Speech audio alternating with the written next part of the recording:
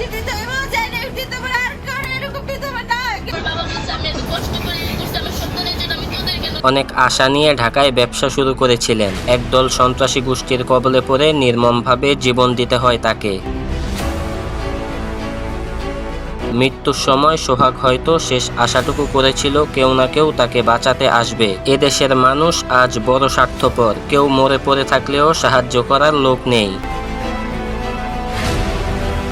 তিনি মনে মনে হয়তো বলছিলেন, এদেশে কি এমন একজন মানুষ নেই যে আমাকে বাঁচাতে পারবে। তিনি কতটাই না কষ্ট পেয়েছিল মৃত্যুর সময়। জানা যায় সোহাগকে হত্যার খুনিরা সকলেই বিএনপির রাজনৈতিক দলের সাথে যুক্ত। হত্যাকারীদের মূল হোতা হিসেবে অভিযুক্ত মাহমুদুল হাসান মহিন সম্পর্কে জানা যাচ্ছে। মৃত্যুর পর মরদেহের ওপর উঠে আনন্দ উল্লাস করেন তারা।